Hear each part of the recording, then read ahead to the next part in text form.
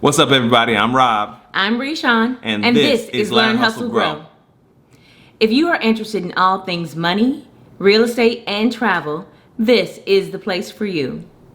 We've been discussing the things we feel have been most impactful in our ability to become financially free, at least enough to take a year off work and travel the world. In this video, we will discuss joining our finances.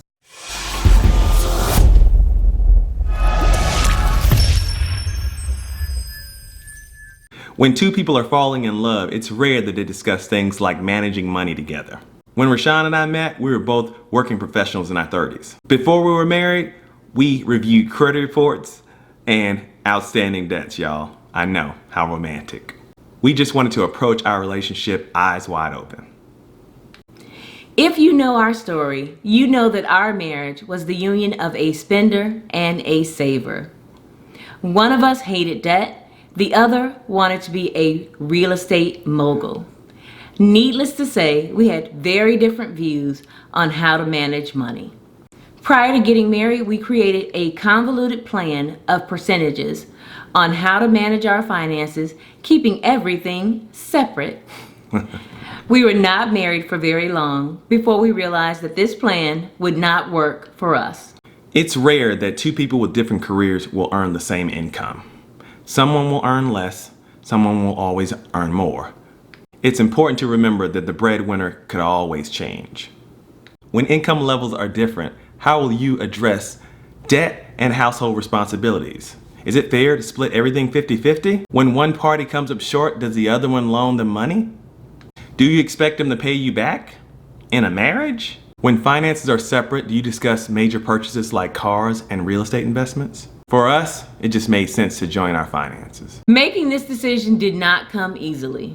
We were both accustomed to doing whatever we wanted with our money. I had never been married before and feared the worst. What if he came home with a boat, a motorcycle, or even a big screen television? The content in Dave Ramsey's Total Money Makeover saved our marriage. We actually listened to it in the audio format. We cannot imagine the fights we would have had about money without this valuable tool. Yes. Now, we still fight. We just don't fight about money.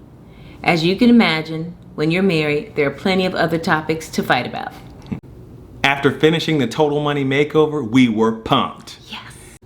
Neither of us had ever received any type of education on personal finance. Both of our mothers struggled to make ends meet as single parents. Like most people, when it came to money, we were just winging it.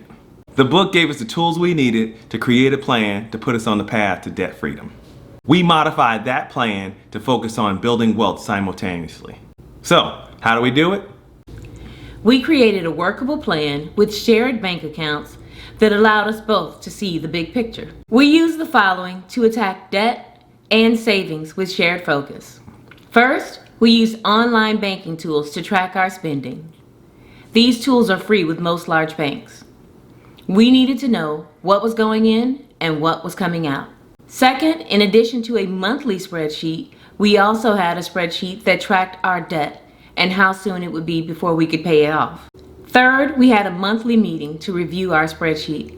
Eventually, that monthly meeting became quarterly. Fourth, we agreed to have allowances for individual spending money. With the exception of an allowance, all money was deposited into a joint checking and savings account. Number 5, we agreed to be accountable to one another. Any household purchases over $100 would be discussed. If the purchase does not benefit the household, then it comes out of your allowance. Some examples would be brunch or spa days or electronics or video games. So you might ask, what does this look like? We began with 5 accounts. Household checking, all funds began here. 2 individual checking accounts where we hold our allowances.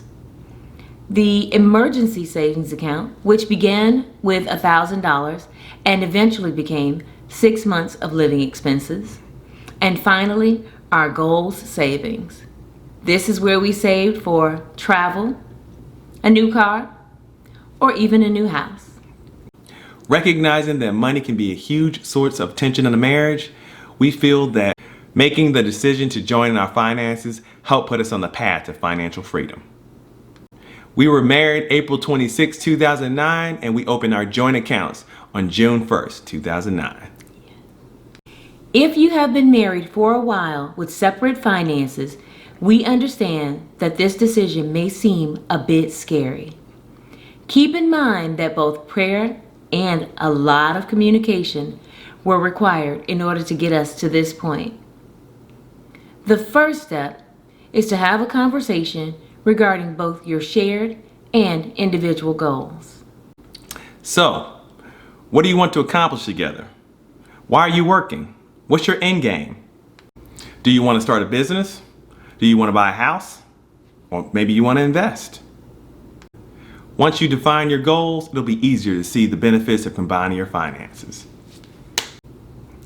Over the course of any relationship, you will be provided with a number of opportunities to make decisions that will impact your long-term financial future. In this video, we shared the importance of the decision to join our finances. We hope you found it helpful.